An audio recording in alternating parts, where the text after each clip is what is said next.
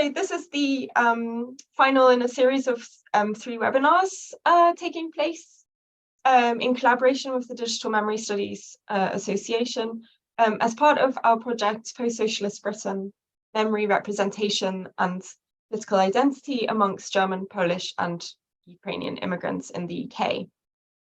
So the project explores what happens to the connection between memory and identity in the context of migration, specifically migration from countries that have experience of state socialism.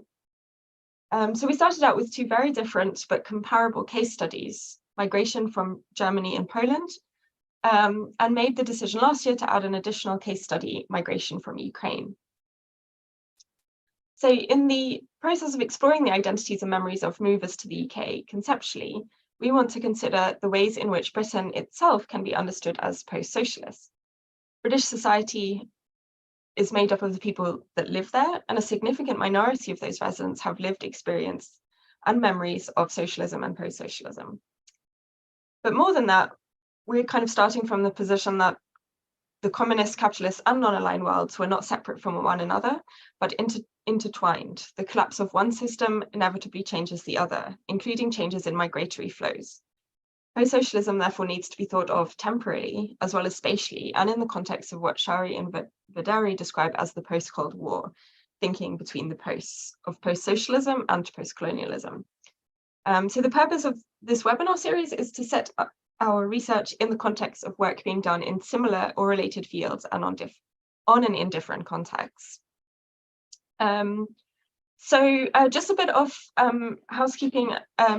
The event will be recorded and we ask that you consent to being recorded. I don't think you will show up in the recording unless you ask a question in the discussion.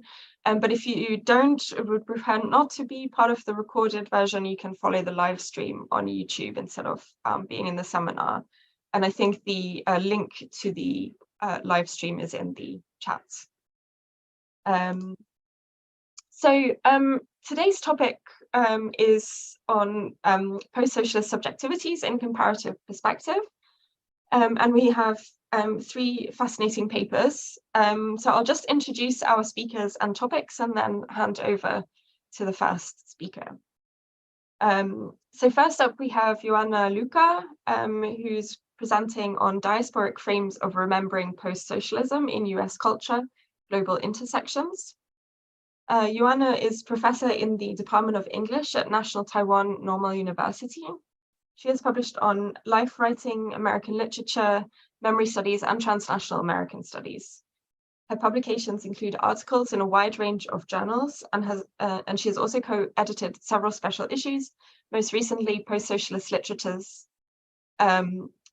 in the US 20th century literature and the cultures of global post-socialisms in comparative literature studies. Then we will have Ute Herskekorn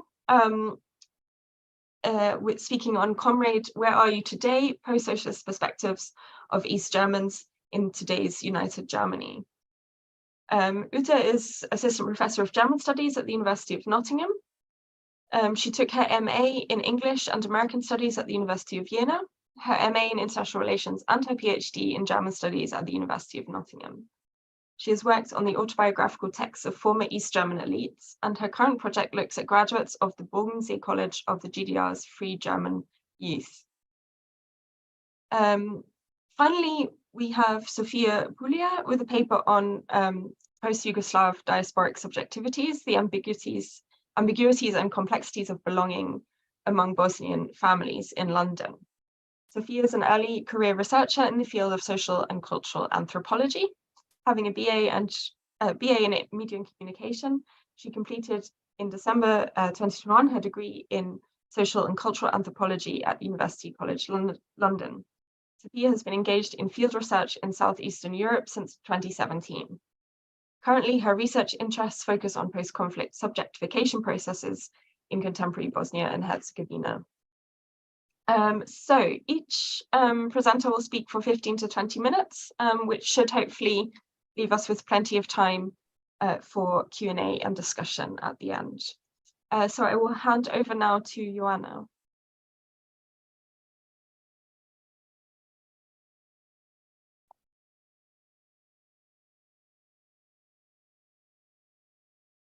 Okay. Okay, here we are. I hope you can all see my my screen. And I was trying to I'll stop my video so you can see my screen and only hear me. Hope this is fine. Okay, thank you so much for your invitation. There is a slight change of title and a significant change of the abstract. I apologize, but I'm going to explain why this happened. So my paper examines post-socialist traveling memory in the life writing of diasporic writers. I discuss how free contemporary autobiographers remember their lives under state socialism and how they make them legible to present-day transgenerational and transnational audiences. While initially my corpus referred to diasporic voices in the US, the project's call for papers with its focus on Britain and the panel's topic offered me the impetus to broaden the range of context and look at their intersections.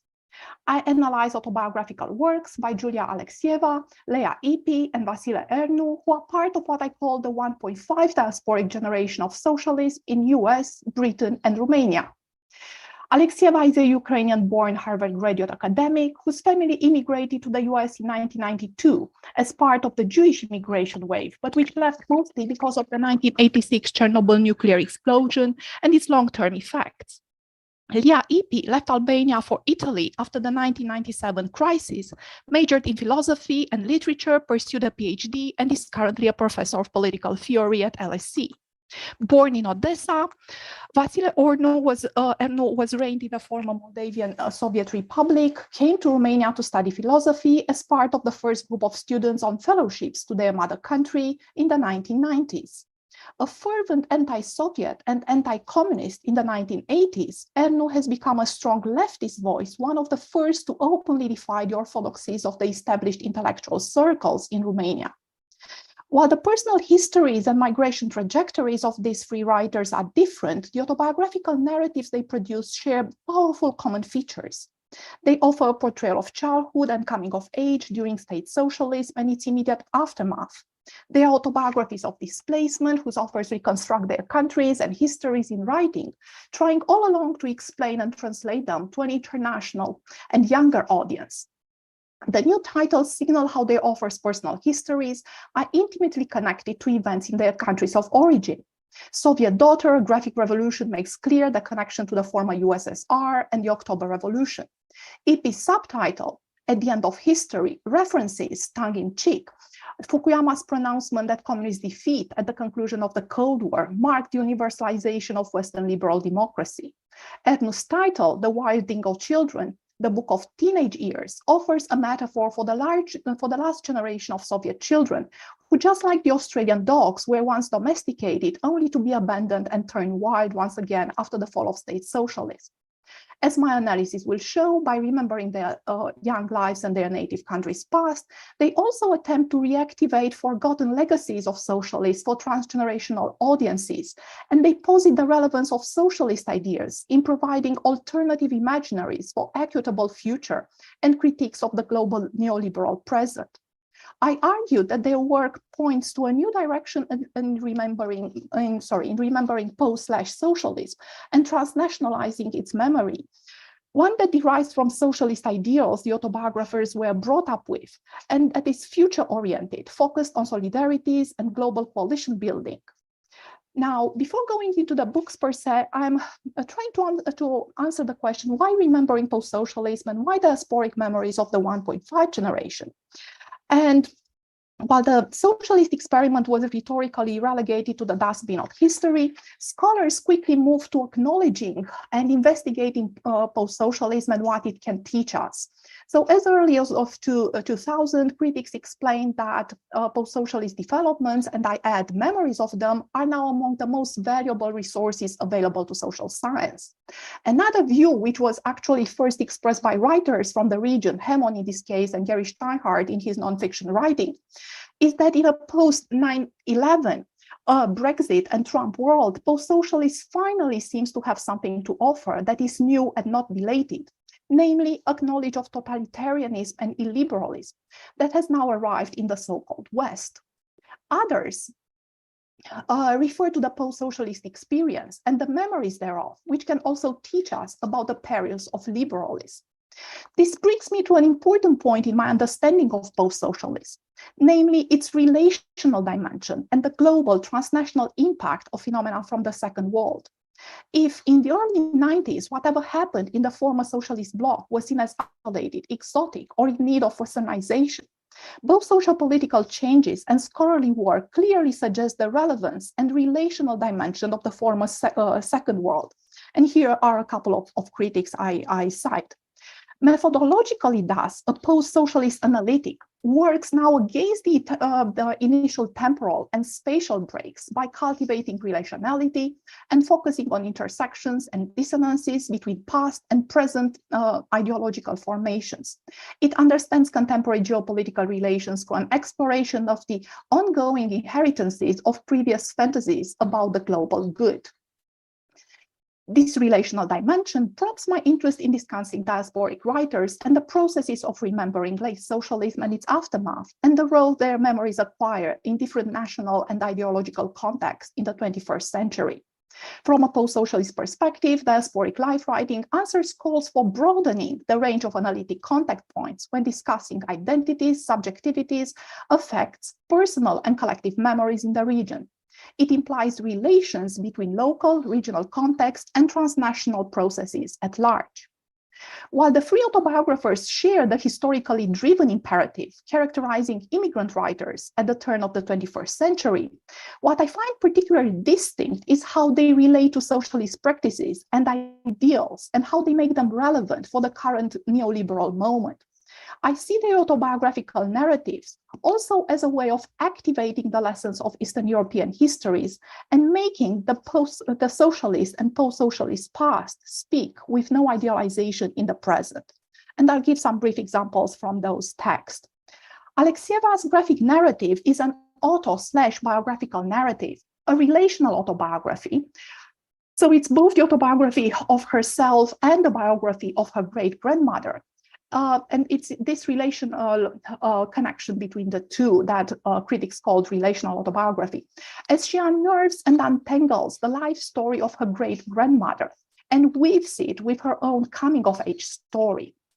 The book emerged from transgenerational storytelling and the transformation of Alexieva's great-grandmother's unpublished autobiography into a graphic narrative.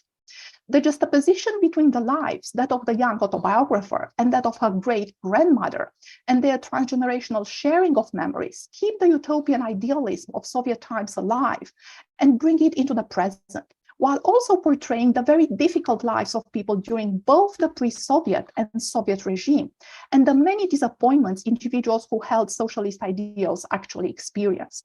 In the Soviet daughter, the many hardships of the Soviet times are present, together with the egalitarian ethos that benefited the family, just as the grandmother's disappointments with the USSR is counterpointed with Julia's embrace of socialist principles and idealism in the United States.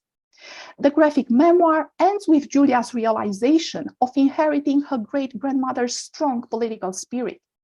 She not only immerses herself in reading leftist works, but also becomes a protester in the Occupy movement and finds the revolutionary legacy of her great-grandmother and of the early Soviet past a much-needed impetus for the present. Obviously, there is much to unpack here about socialism in the US, but I'll leave it for the Q&A. These are more slides from her work and how she brings these two together graphically. Leah Ipi, in spite of the title Free and her family background, she belongs to intellectual elites in Albania. Her memoir is no triumphalist narrative of liberation from state oppression. The title engages with ideas about freedom in the liberal and socialist traditions, pointing to its paradoxes and limits. The coming-of-age memoir and the child narrator bring to life the confusions and the puzzles that the autobiographer faced when growing up.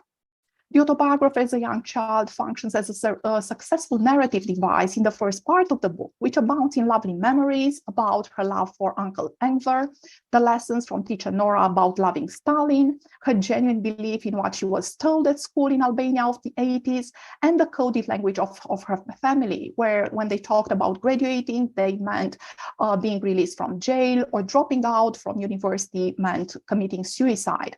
So it's this coded language of her family which lacked the enthusiasm of the young child about the social political developments around them. While the child knew her parents and her grandmother had unfortunate biographies, quotation marks, in a country in which biography was destiny, she wasn't sure why. So we have a good number of perplexing or amusing memories, but the crux of the book's second part is the destruction the fall of state socialists brought to Albania in the 90s and the failure of the West after 1991 to deliver on its promises. These failures are felt both on a personal scale and national one. So it's about her childhood friends who left for Italy, and she thought that they would leave for a better life, and only to find out that actually they were trafficked, as well as about the changes at large, where proliferation of financial firms were just pyramid schemes that wiped out the savings of more than half of the population, leading to civil unrest, utter despair, and violence. As she says, in 1990s, we had nothing but hope. In 1997, we lost that too. The future looked bleak.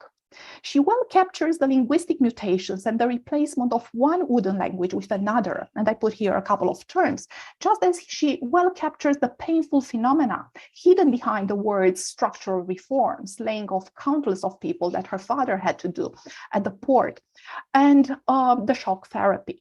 The book balances her condemnation of authoritarian rule, which gradually reveals itself to the young child after the 1990s, with a scathing critique of social, political, and economic processes that characterized the arrival of democracy in the 90s, and shows how people lived on the edge between shattered illusions and harsh realities.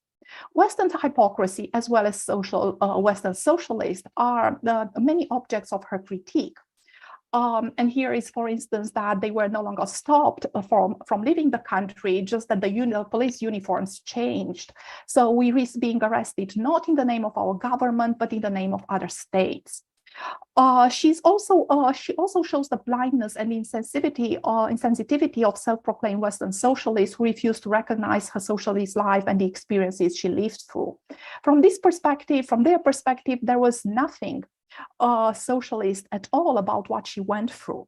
So actually we have the torn subjectivity of a child experiences the first post-socialist decade, which is captured with much nuance. She documents the changes the society suffered and the multitude of questions surrounding the meaning of the word free. On the final pages, she described liberalism as, I quote, broken promises, the destruction of solidarity, the right to inherit privilege, turning a blind eye to injustice. In much the same spirit as Alexieva and Erno below, this book points to the memories about the socialist past for an equitable future in need of global changes and international solidarities. With the Wild Dingo Children, we have a similar move where the focus is on the 80s, which are contrasted with the 90s in his native Moldovan Soviet Republic. But it's also about the inter-imperial histories of his native country and the impact of neoliberalism in the region. However, the book is built on many contradictions. I don't have time to talk about them, but the point is that it is a moralizing tone. So although the focus is on the 80s and it is an ode to Chisinau, the capital of Soviet Moldova, all the time he draws parallels with the present. And the failed Soviet project, whose many problems and need for demise are described at length in the 400-page book, becomes utopian in view of the changes that followed it. It is this paradox that structures the Wild Dingo Children, and it is worth pondering on. Not for the effect it probably had on the autobiographer's life, a young anti-Soviet who was even briefly jailed becomes a strong leftist voice, but for the larger reverberations it points to. It shows the ever-shifting memory frames and how the Cold War memories become hot again. Second, it also speaks of larger shifts in the former socialist spaces, where the dissatisfaction with the neoliberal measures and lack of viable social democratic political agendas give way to increasingly populist and authoritarian parties. Erno's book, and this is part of his serial autobiographical project, stands proof to the vitality of autobiographical memory in Romania, the troubled legacies of the recent past throughout the region, and the many challenges that still lie ahead. There is much to say about the specific context onto which these memories map themselves and the reception of the books, but for now, just some incomplete conclusions, and I know I have 2 more minutes. So memory studies practitioners argue for the relevance of Eastern Europe in international debates, not only because cultural memory has boomed in Eastern Europe since 1989, but also because the area itself is a fascinating living laboratory for scholars to study it in action. They also posit Eastern Europe as a separate mnemonic region. The Eastern European frameworks of memory and the regional specificity, or the very questions challenging it, together with the interregional dynamics as far as remembering and cultural memory are concerned, foreground the importance of memory work in the region and of mnemonic representations about it, just as they further open up fruitful theoretical and methodological work on the topic. As we all know, memories are informed by the circumstances of their moment of sharing, and there exists a dynamic and complex interaction between experiences in the past and the political and social context in which individual memories are recorded and circulated. Moreover, memory studies scholars point out, however, that there exists a clear asymmetry in European, and one is inclined to add global memory as well. In this sense, it is accurate to hold that memories about socialist times are yet to become transgenerational and transnational. Furthermore, the production of memory is never equal, and the uneven playing field displays inherent asymmetries related to agents of memory, languages, book, and cultural markets. Scholars of post-socialists note the importance of studying a wide range of cultural forms, including, I quote, old and new media, literary and visual text, and the intertextual and transnational imaginaries, unquote, they have produced.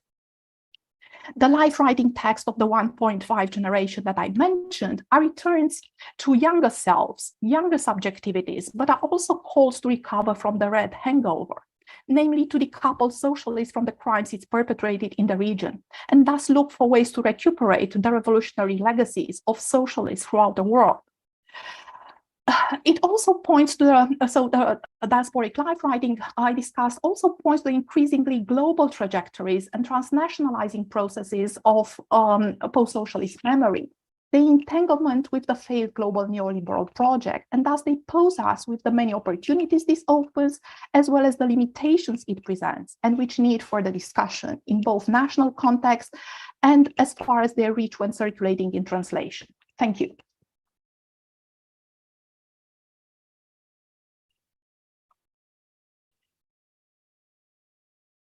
Thanks so much, Joanna. So we'll now pass over to Uta.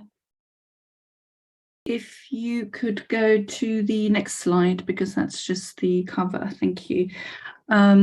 So Comrade, where are you today? Post-socialist perspectives of East Germans in today's United Germany. And this is just the overall structure with an introduction where I briefly go into motivation and the cohort, and also how this fits in with the concept of post-socialism. Then very briefly on the methodology, and then I exemplify my analysis before I make some preliminary conclusions. If you could go to the next slide, Lana, thank you.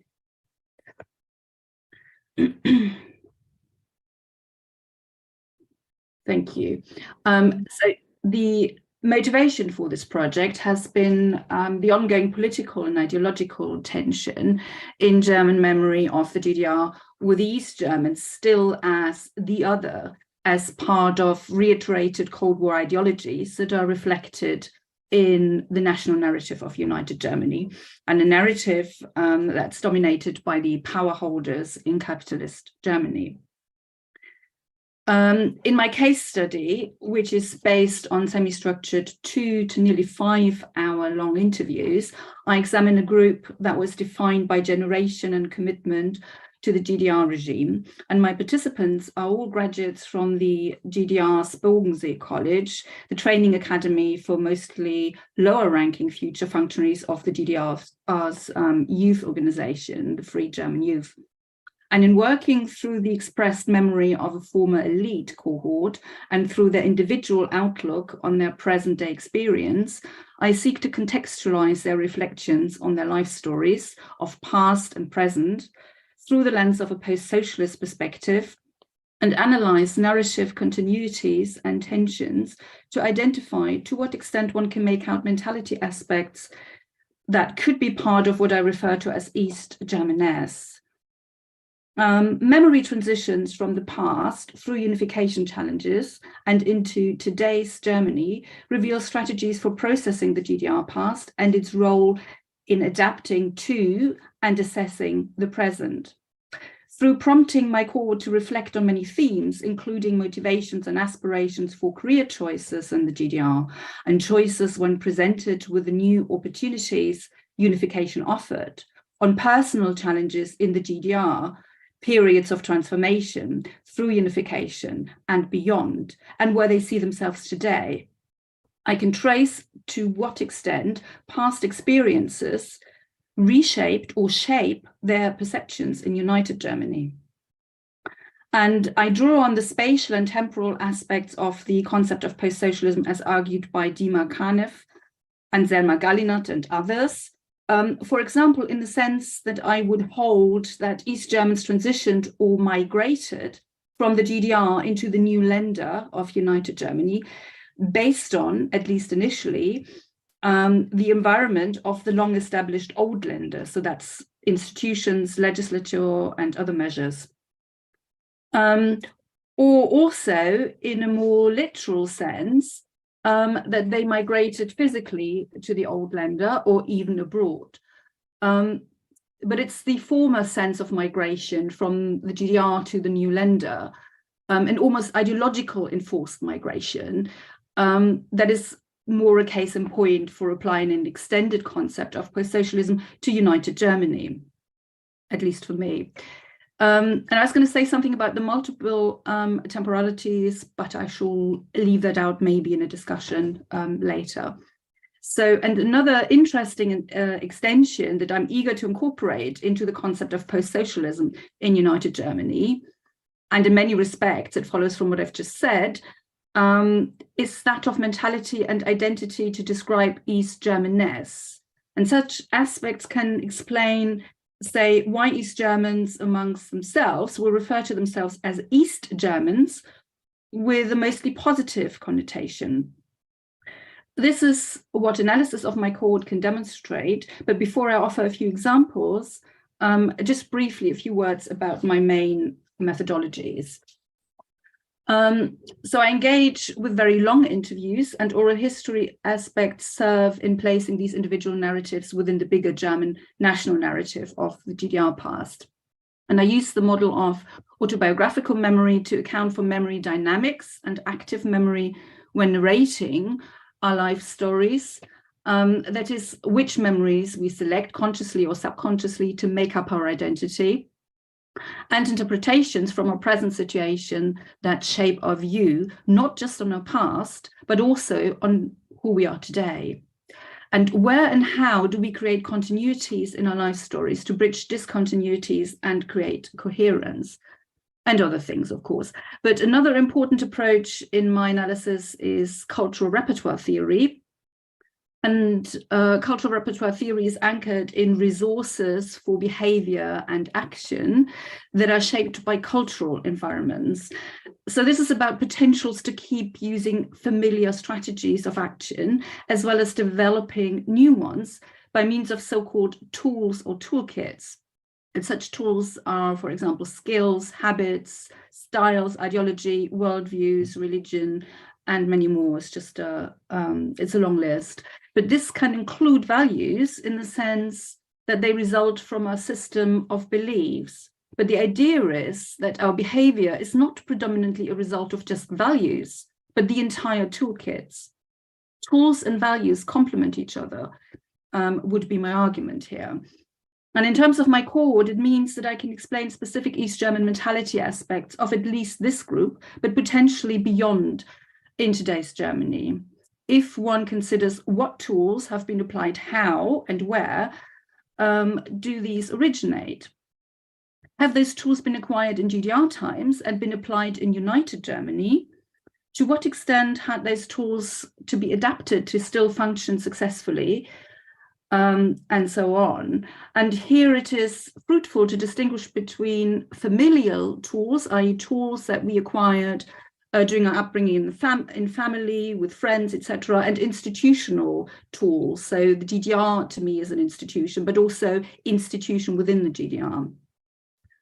And overall, I chose these methodologies to help explain what drives the understanding of self or the makeup of identity of these once elite individuals in their coming to terms with and success in a modern united Germany. How did they successfully integrate in a society that they once would have considered the enemy without losing face and with remaining true to themselves in their own perception? And if you could go to the next slide, please.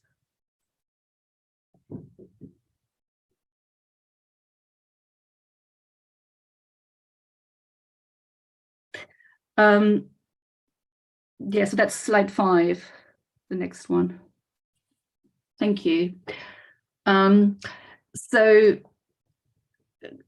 to give you a few examples, the ex-graduates view the GDR as an authoritarian, but not a totalitarian state, and are conscious to have served this state, predominantly out of then ideological conviction to channel one's energy into a positive force for society, especially those of the earlier years who attended the academy in the 1960s and 70s.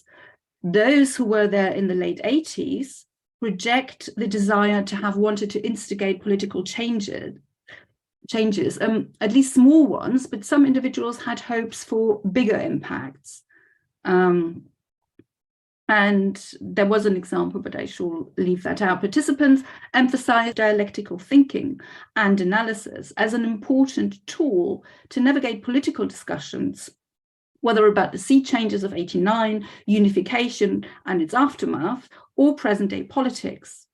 They cite this capacity as very helpful also when comparing various political systems, as well as considering standard media news today. Skills acquired at the academy were perceived as transferable skills during social and economic transformation processes, during the turbulent years at the end of the GDR and in United Germany. For example, to find their feet when forced to find a new career. They say they learned how to be self-confident, resilient, assertive. They learned public speaking, effective self-presentation, networking to build and maintain relationships, also for career purposes, and many other things, but all attributes that ordinary East Germans often lacked when transitioning to the labor market of United Germany post-89. And repertoire theorist Anne Swidler notes, and I quote, "If culture provides tools with which persons construct lines of action, then styles and strategies of action will be more persistent than the ends or goals people seek to attain. Indeed, people will come to value ends for which their cultural equipment is well suited." Whereas the graduates' efforts were once targeted at improving GDR society, their goal in the early 1990s initially shifted towards survival and making a new successful life in United Germany.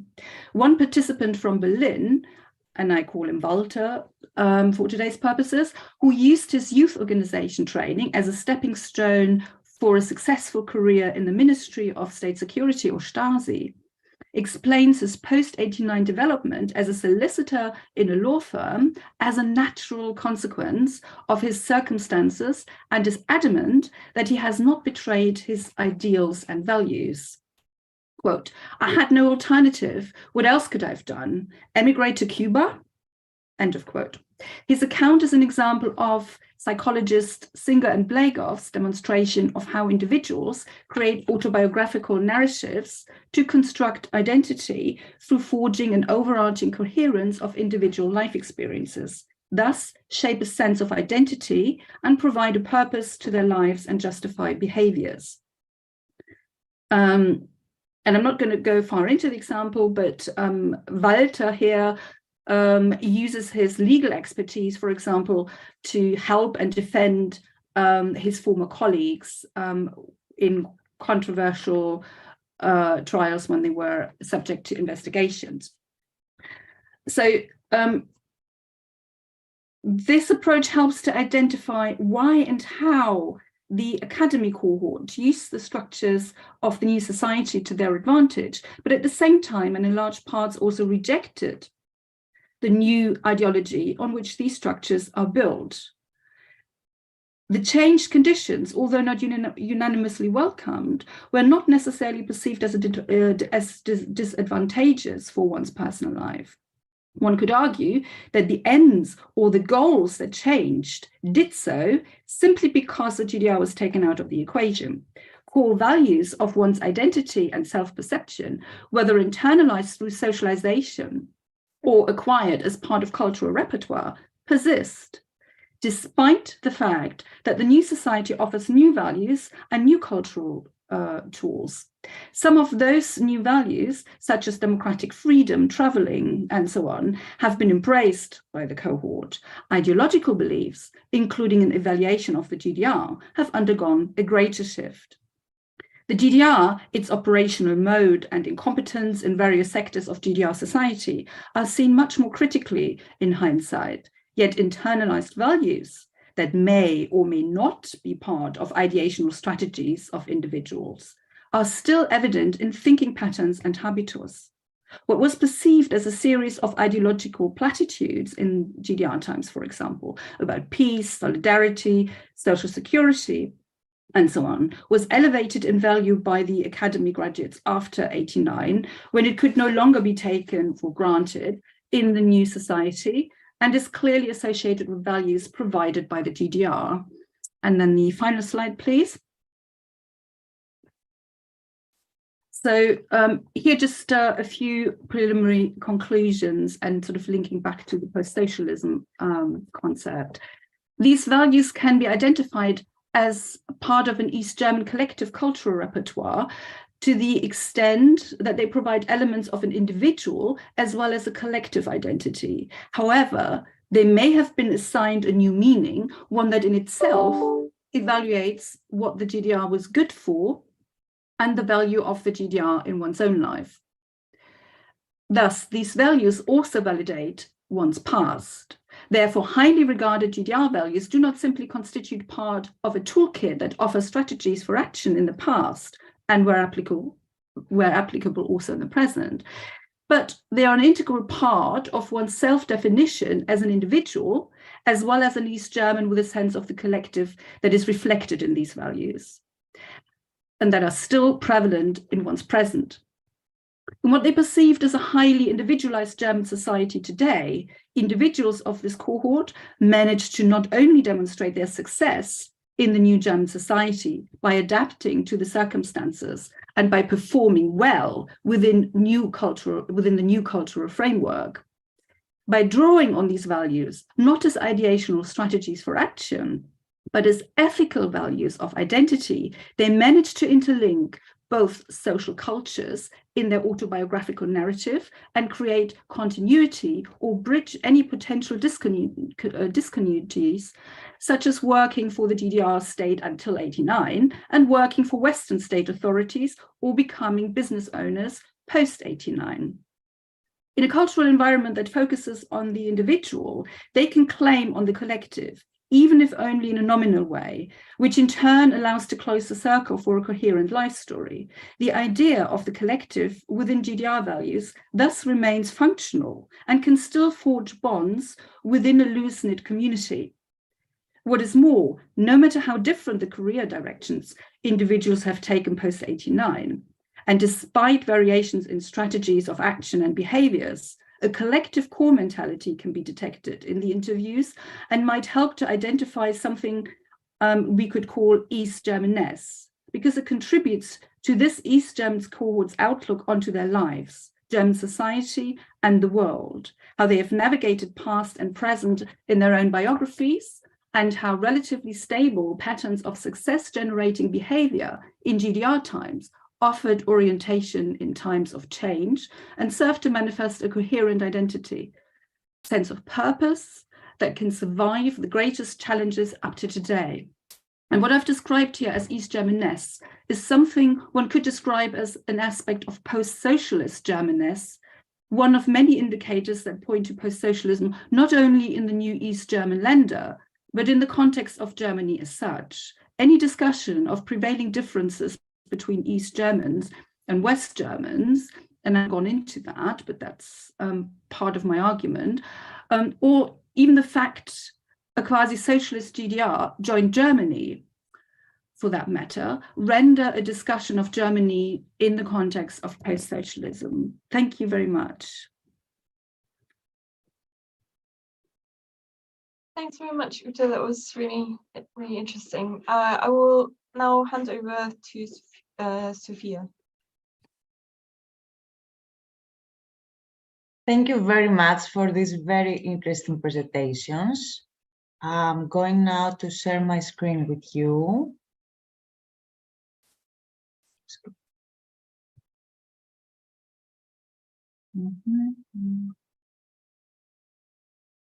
I hope it's working. And okay. So when it comes to the context of my study, the Socialist Federal Republic of Yugoslavia was a federal state in Central and Southeast Europe. The dissolution of the country was marked by a series of violent conflicts, including the Bosnian War during the early 1990s. Writing 3 decades after the dissolution of Yugoslavia, in my study of anthropology, I explored the life stories of those who were faced with these war events, as well as that of the generation that followed them. In doing so, I focus on 3 families whose members originate in the city of Sarajevo, the capital of contemporary Bosnia and Herzegovina, but currently live in London. By keeping the notion of generation in the foreground, I seek to understand the subjective positionings of my participants, analyzing the complex processes of identification that take place in a transnational context. In addition, I discuss the ambiguous modalities of belonging articulated in their narratives and their constitution as post-Yugoslav diasporic subjects. It was only after the war events that the population of Bosnians increased in Great Britain, the majority of whom applied for a refugee status. However, the main purpose of my research is to discuss the experiences of the family members beyond migration-related classifications, and more significantly, beyond the lens of identity. Rather than focusing on the bounded categories of ethnicity and national identity, in my study, I address the subjective experience and its fluidity and heterogeneity. In this respect, I draw on Luisa Paserini's understanding of subjectivity as the outcome of relationship and processes, whose meaning is articulated in specified historical contexts. Following her approach to study subjectivity from such a historical perspective, I consider identification to be made up of flexible and dynamic historical processes through which individual subjects constitute themselves in different historical moments and in relation to multiple collectivities. Paserini has also pointed out that the subjects of the history are not only individual persons, but also collectivities. Therefore, seen in these terms, the family can be considered as a collective historical subject. Being conscious of a conceptualization of singular analytical subjects, however, I take the family to constitute a collection of various subjectivities which are historically produced. Building on David Carr's thesis on the subjectification of groups based on communal experience, I'm interested in examining the family as a we subject which encompasses diverse experiences, perspectives, and narratives, without nonetheless its diversity to undermine its concrete function. In this regard, I also suggest a sociohistorical understanding of generation based on experience, rather one defined in biological terms. Furthermore, Carr's account of the we subject enables to develop a non-essentialist approach for analyzing not only the family, but also the plural subject of diaspora. In foregrounding the historically situated and shared lived experience as the basis for the emergence of communal subjects, his theorization moves beyond the focus of Western epistemology on the individual, while his emphasis on the multiplicity of perspectives within its we subject does not exclude the possibility of diversity within unity. This theoretical framework, offers tools for challenging the conceptualization of diaspora in terms of fixed groupness based on ethnicity, allowing us to explore the diverse historical subjectivities that coexist within the diasporic boundary. When it comes to the methodology that I used, the collection of material on which I reflect took place during a period of approximately 1.5 months in the spring of 2021. A total of 7 participants from 3 different families participated in my research. Aida, Nera, and Tara, who were born in Bosnia and Herzegovina and arrived in London during the early 1990s, and their British-born children, Laura, Asiya, Ahmed, and Selma. Of course, all the data are anonymized. My ethnographic encounters with them involved 90 meetings, during which I used different research methodologies, the main ones being semi-structured interview and participant observation. In developing my methodological approach, I was also inspired by life history methodology, and therefore narrative interviews were a substantial part of my research. Although my main field site was London, considering the context of COVID-19 pandemic, I decided to adopt a hybrid approach, combining both online and face-to-face methods. Now we can see the findings. More specifically, in my research paper, I explored the ways in which my participants perceive and experience home, as well as the complex and multiple kinds of belonging that emerge in the international context. I consider home and belonging contingent on historical and political specificities, and as such subject to negotiation and change. With this in mind, I'm interested in exploring these 2 notions across the 2 generations, and with regard to the rupture of displacement and the lived experience of transnationalism. When it comes to the first generation of my participants, despite the decades of time that have passed since they first arrived in the UK, and their official recognition as both British and Bosnian citizens, the participants who were born in former Yugoslavia described themselves as Bosnians. What this shows is that state recognition, ethnicity, and long-term residence are not the criteria by which my respondents perceive themselves.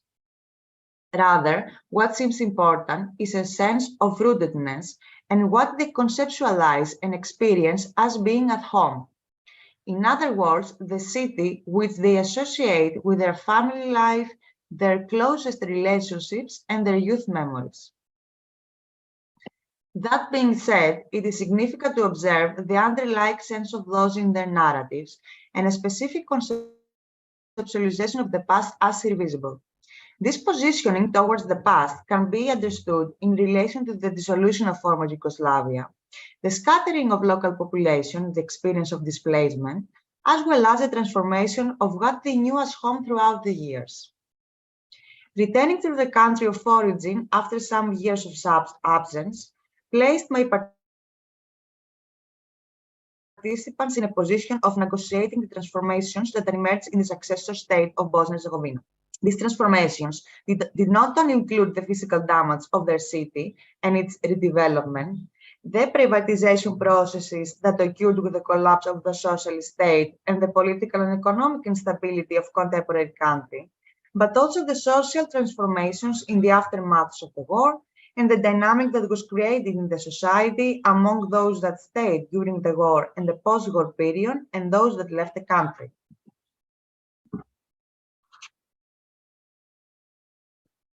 It is precisely within this liminal space, among two geopolitical contexts, in none of which my participants feel to belong fully, that their fluid and heterogeneous diasporic subjectivities are constructed.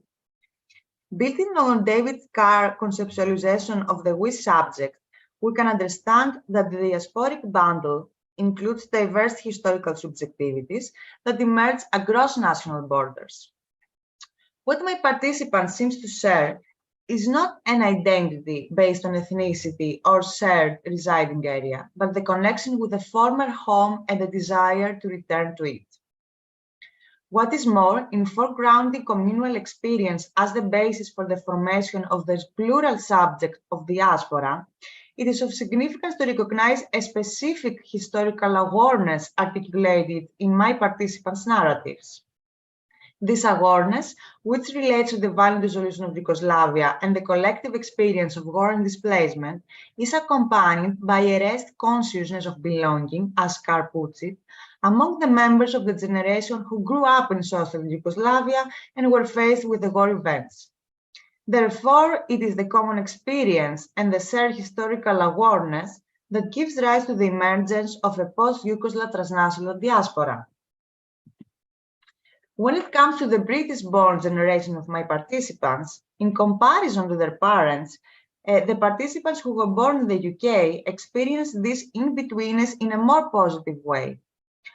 All of them, however, stated that they feel more connected with the city where they were born and spent most of their time, namely London, affirming what Pazerini has illustrated about the multiplicity of belongings, which may relegate national identification to second place.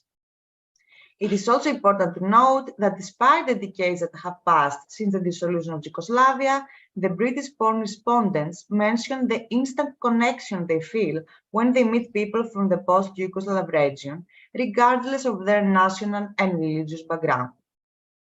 This sense of belonging among the members of the post-Yugoslav generation reflects the persistent legacy of the Yugoslav identification.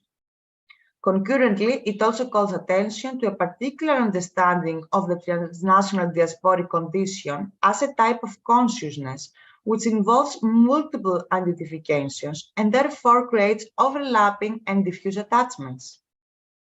Indeed, what became evident throughout the course of fieldwork is that my participants' self-perceptions are shaped by diverse modalities of belonging, and that these self-perceptions are not fixed but subject to negotiation.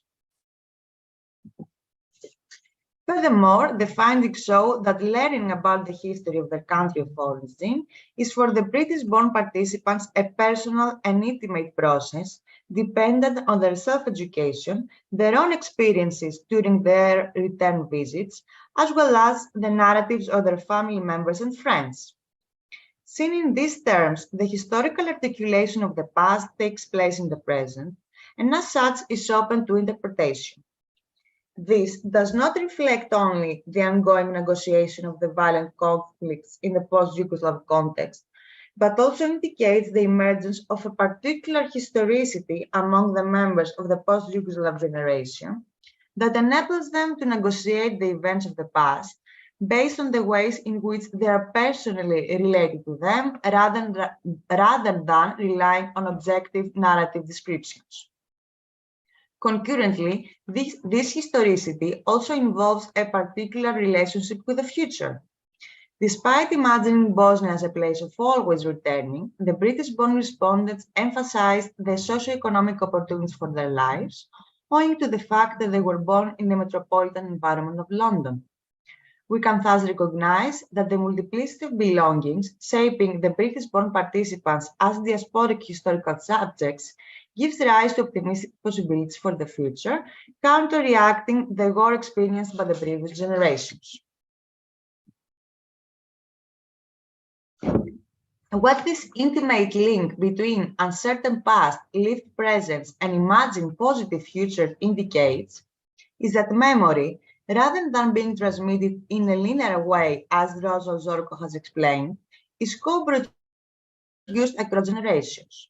This plays a fundamental role in constituting my participants as diasporic subjects that coexist within the we subjects of the family, as well as in shaping the different ways in which they experience their own historicity in their transnational context. In this light, through their re-narration, the family members of different age groups, family stories acquire different meanings, serving as a source for personal inspiration to younger generations. At the same time, it is precisely this circulation of stories where the personal and the historical are mutually constitutive that has the capacity to transform the histories of rupture into histories of continuity. And now I will conclude.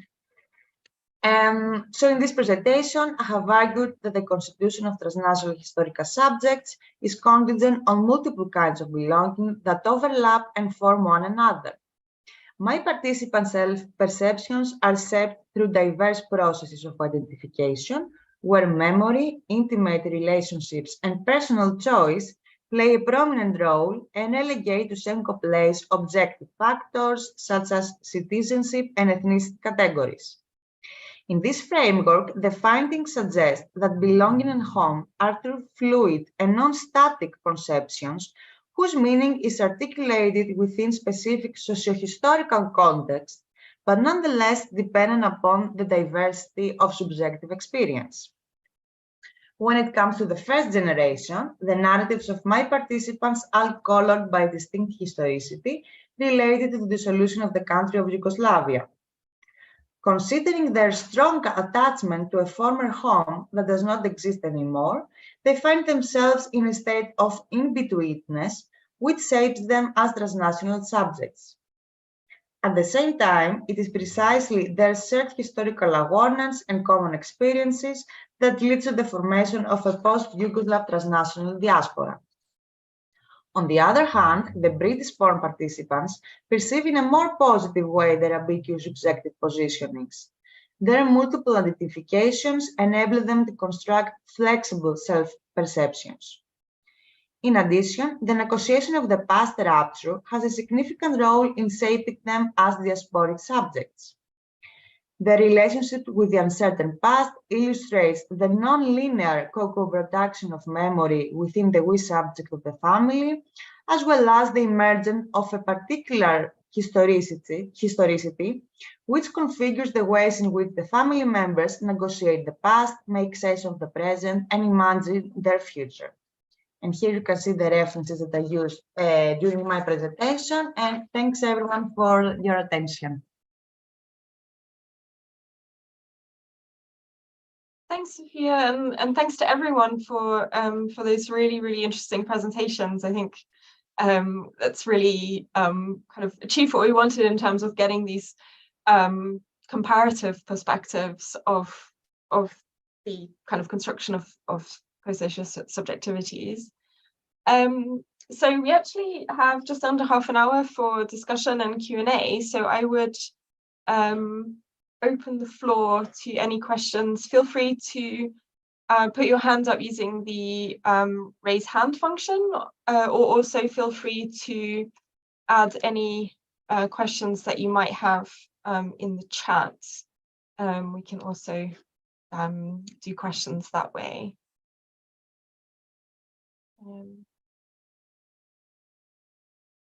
I don't think I can see everybody on my screen, so if I don't see your hand, please feel free to interject.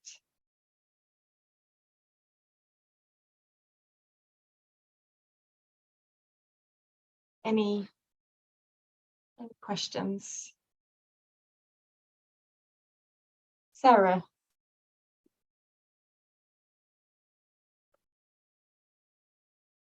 Great, thank you, and thank you everyone for these really interesting presentations. I'm sure a lot of connections to our project as well, which is exactly what we wanted to happen with these webinars. I'm going to ask one of those really annoying questions to everybody.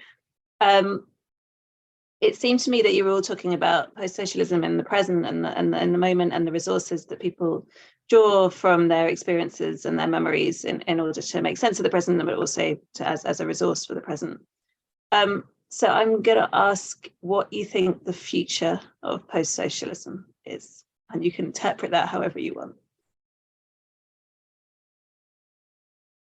I don't know if we should go through all panelists, or if anybody has particular response to that, or should we collect questions actually, or I think we've got plenty of time to do questions one by one.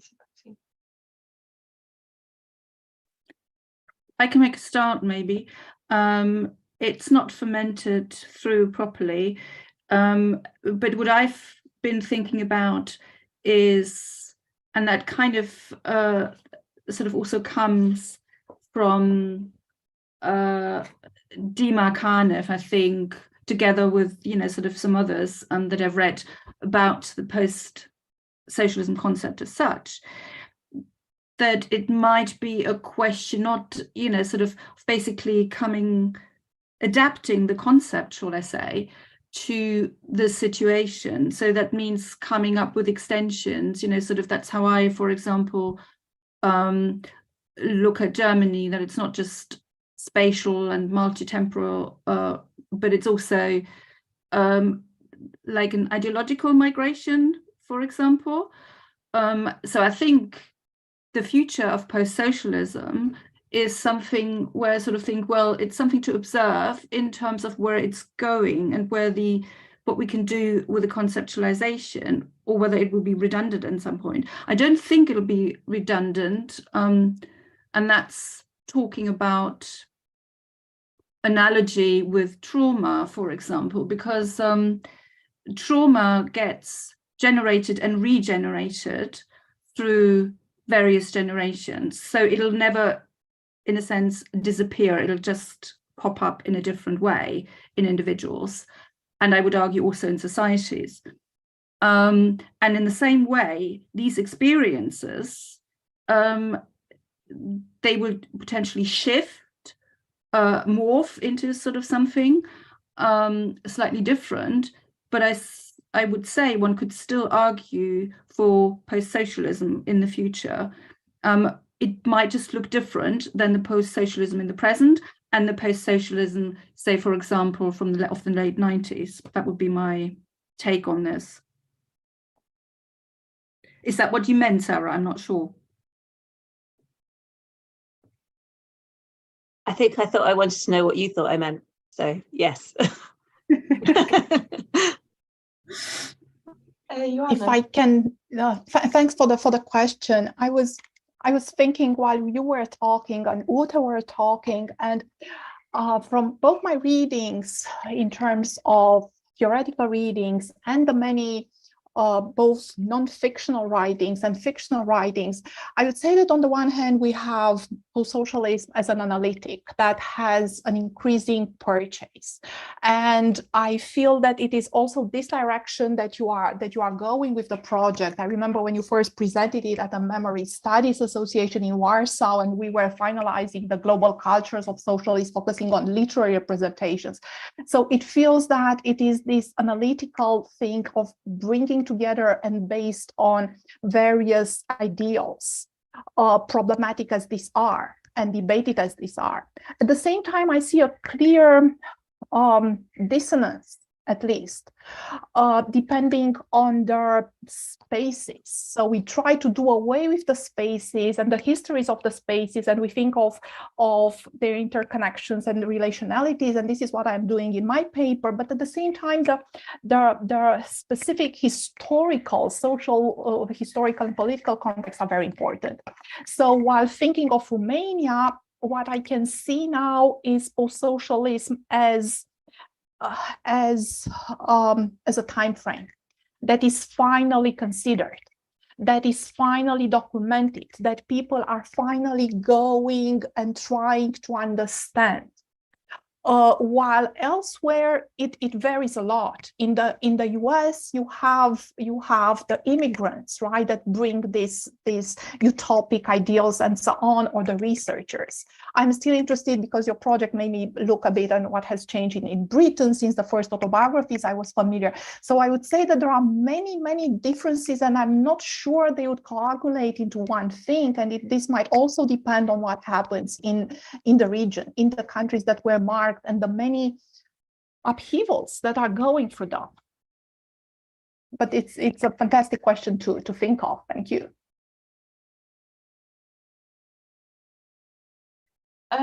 Should we go to Spela has a hand up.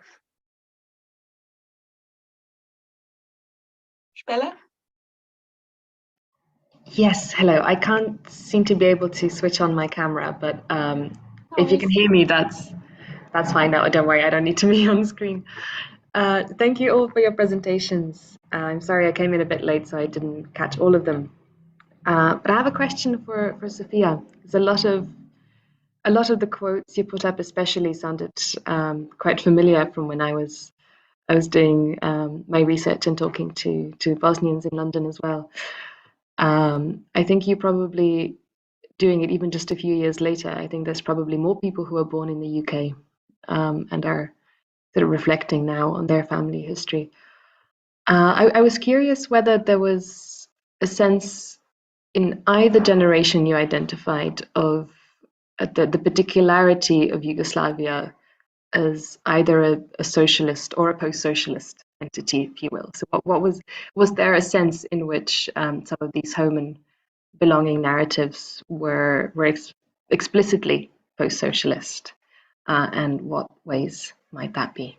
Thank you.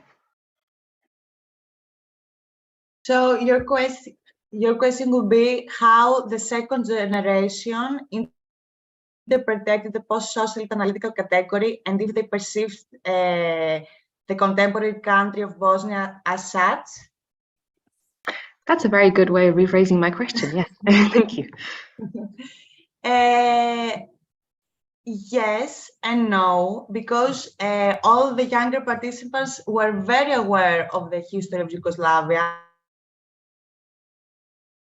And actually, they were in favor of socialism, which was another interesting finding in my research. I would say that it perceived it as post-socialist in the sense that socialism did not exist anymore, but still, comparing to London, they will find more socialist aspects in the society of Bosnia comparing to the UK.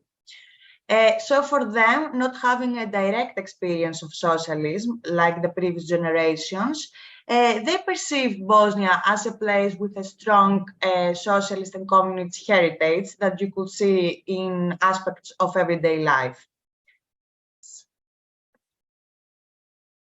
Thank you. Dimitra.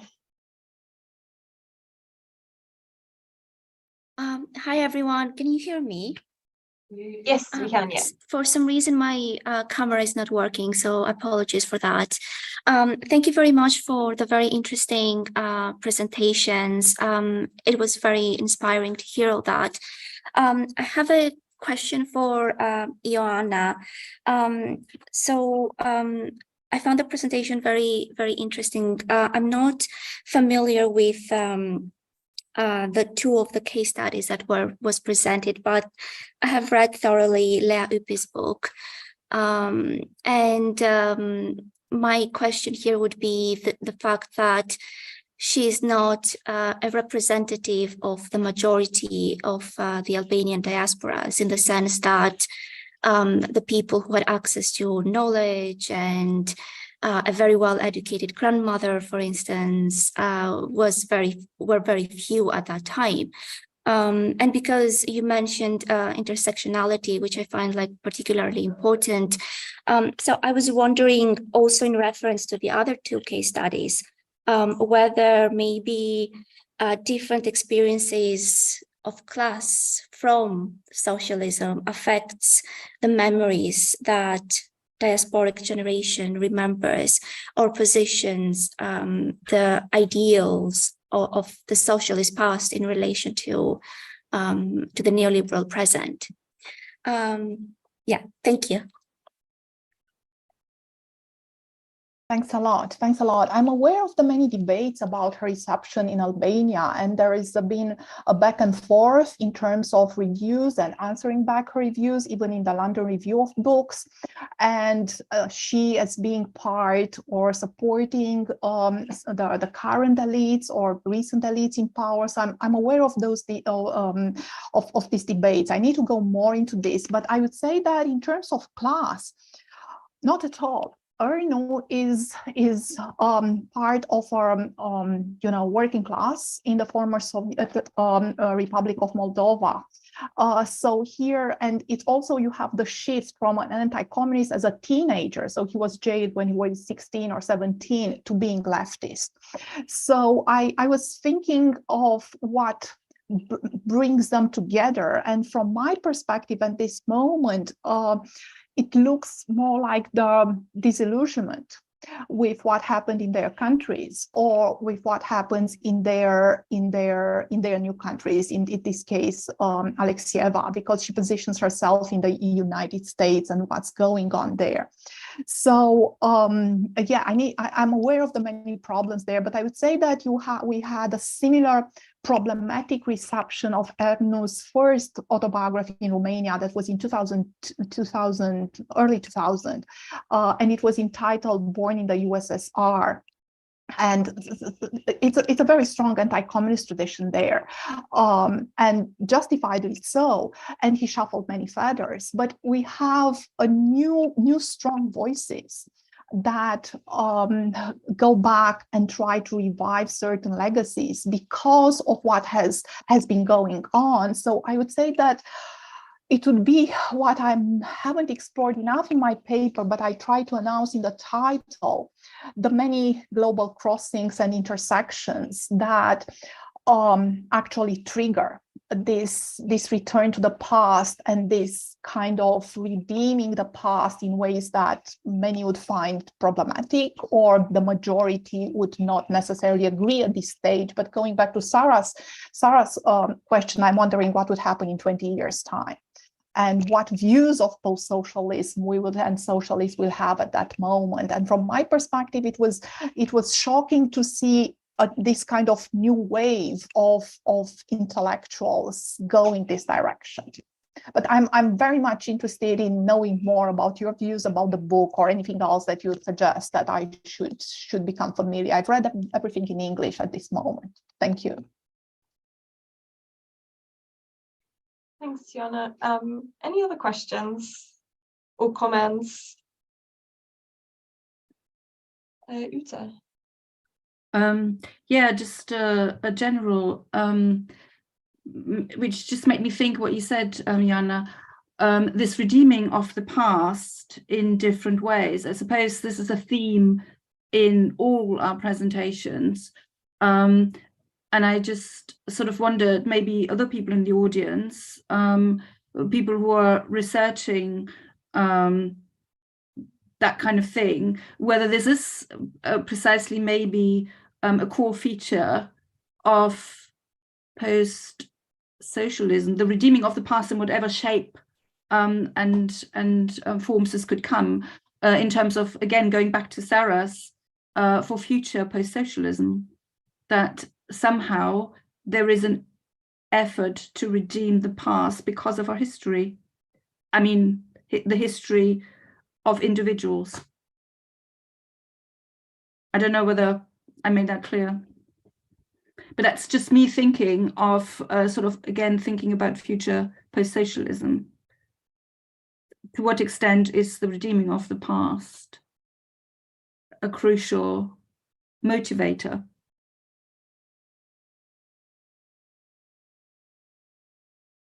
It's a big question. It's a question to me in the group, basically. Does anyone want to come in on that? I would, maybe it could kind of be related, but I just would have a question to Sophia that kind of struck me during your presentation, particularly about the identification of your families, and particularly the second generation within the UK. And I was quite struck by the quote that you had from the one of the second generation, that they felt 100% English and 100% Bosnian. And I found it interesting that they used that they identified themselves as English over British, because Englishness is typically kind of associated. It's a very exclusive identity. So you find that people of color, people with migration kind of background associate more with being British, and particularly in London, I think Englishness is very much associated with rural, rural kind of countryside. And I was just wondering if there was more, if you got a sense of what Englishness meant for them.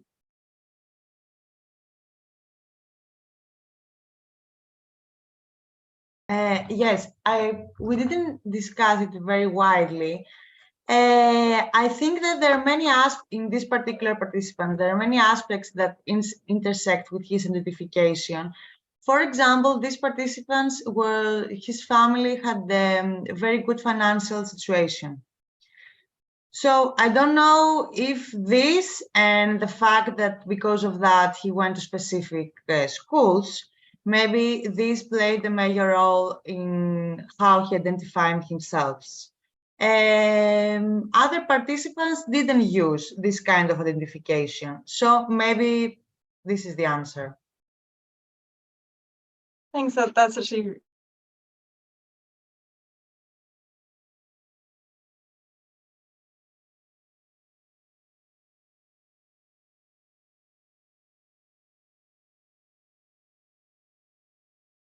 Have we lost Charlotte?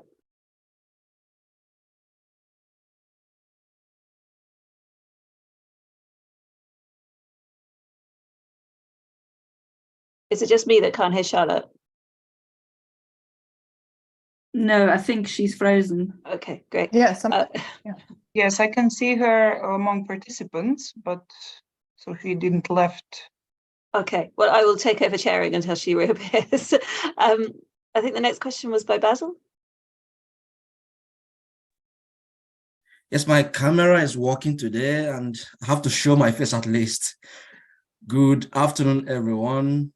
I'm so glad to be here, and I have to appreciate Professor Jones for sending me the previous recordings. I was meant to attend the beginning, but due to semester end, I couldn't make it. So I'm so glad to be here, and the three papers presented today are quite at the center of what I'm working on at the moment. I'm a PhD student here in the United States, and I'm a Nigerian. I'm coming from the post-colonial perspective, but this idea of a post-socialist perspective of memory is also very rich or richly contributing to what I'm discussing. Particularly, I'm trying to compare, I don't know if anyone knows about Biafran War, Biafra. That was in Eastern Nigeria after the independence of Nigeria in 1960. Just few years after the independence, Nigeria engaged in a war. They call it civil war, but they said some people argue that it wasn't a civil war, it was a war of two countries, because Biafra declared independence as Eastern Nigeria. So I'm trying to compare the Eastern Nigerian literature or memory studies and Eastern German memory studies. So coming from both from post-colonial perspective, this idea of post-socialist memory studies is also very much interesting to me. And if I relate to Professor Jones' question about the future of post-socialism, the only thing that came to my mind is that if the situation we are trying to remember does not change or hasn't changed from what it used to be, post-socialism will continue to be around, and we continue to talk about it until the situation changes. That's the same thing with post-colonialism. So my question is just to Dr. Ute, her presentation of East Germany, I just finished a paper where I wanted to argue that the situation in post-1989 East Germany has improved more than what it is with us in Biafra or former Eastern Nigeria. So, but your presentation was giving me a new dimension on how to maybe take care of that part of argument, that it hasn't completely gone away. There are still traces of what it used to be. So maybe in my review of the paper, I might take care of that. Thank you so much for that. But when I look at some literatures I want to study, I see that most Eastern German writers, especially the new ones, apart from the era of Christoph Wolff and the rest of them, they are no longer so much attached to their Eastern German identity. I think they are departing so much from it, as if, I think it was Paul Cook who argued around 2005 that many of them from the Eastern Germany were so fast to reclaim their Western identity at the reunification. So I was just wondering how they haven't reclaimed it, or why it hasn't been possible for them to reclaim it. Could you throw more light on that, please? Do you mean, when you say reclaim, you mean like reclaim their GDR past, their East German past, or do you mean claiming the West, the kind of the new citizenship of the new Germany? Yes. The new generation of Eastern Germans were so fast to reclaim their Western or capitalist identity that they belong to the West instead of the socialist Eastern Germany. That was what Paul Cook argued. And I was trying to take that part of that line of argument to counter what is obtainable with us in Biafra, which I may not go into now. Oh, right. Okay. So the way I would look at this is this is like a really big discussion, so I can only sort of sketch out a few things here. It was, I don't know, unfashionable, in inverted commas, to try to assert your East Germanness for a very long time, because politically and ideologically that stood for not being very successful. So if you wanted to be a successful, instead of emphasizing the other, that being the other as East German, or what is East German, it meant to kind of like, if you wanted to be successful and be integrated and respected as a sort of new Germany citizen, United Germany citizen, then you would kind of like successfully understood and integrate the new values and the new perspective and act accordingly, or behave according to what is referred to as democratic principles, etc. And everything that was connected to the GDR was, in a sense, disdained and was tainted. So it was important for people, if they wanted to be successful to some extent, to live in the present and the now, rather than to kind of focus on the past.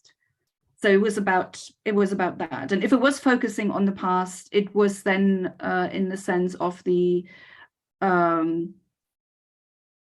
official narrative, that everything GDR was bad. I mean, the value was so, and this is also, I think, why the new assertiveness of East Germans came about, because there was more to East Germany than just the repression, and people felt that this was really what the past was about. It was much more complex than just reducing the past to the repressions. And that's one part of the equation. And the other part of the equation is that this otherness of East Germans became actually sort of the value turned around. It's kind of like now perceived as something much more positive. And my argument would be, instead of kind of like wanting the East Germans to be like Bundesbürger, like the sort of new German citizen, so to speak, is, and I had a discussion with that quite recently with an historian, a younger historian, to just accept that there are different mentalities, and instead of wanting the one to be like the other, i.e. the East Germans to be like the West Germans, why don't we accept that there are differences and try to harmonize, you know, sort of as those differences. Yeah. Okay. Thanks very much. Thank you. Did that answer your question? Yes, yes, to a very large extent. Brilliant. So we've actually come to the end and run out of time. So I would like to thank our three panelists for their brilliant papers, and also I know we've got a couple of participants here from previous panels. Also thank them for their participation in the webinar series as a whole. Do keep an eye on our website or our social media accounts for further updates on the project, outputs, and events in autumn.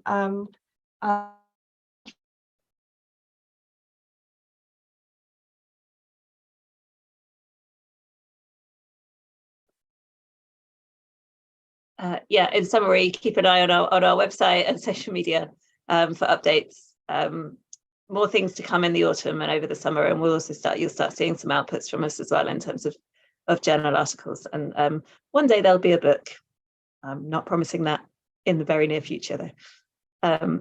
Yeah, sorry, Basil, did you want to ask a question? You'll need to unmute yourself. Sorry.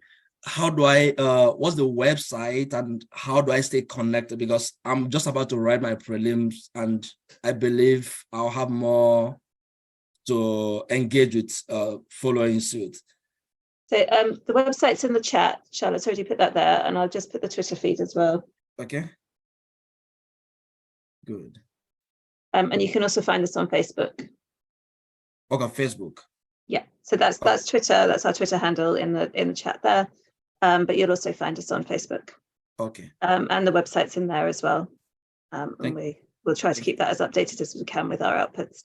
But thank you everyone for coming, and yeah, to all of the speakers. I think it's been a really great webinar series, which has done exactly what we wanted it to do, which was to provide lots of new perspectives for us on the work that we're doing, and make us think a little bit more about the present and future of post-socialism and post-socialist Britain in particular.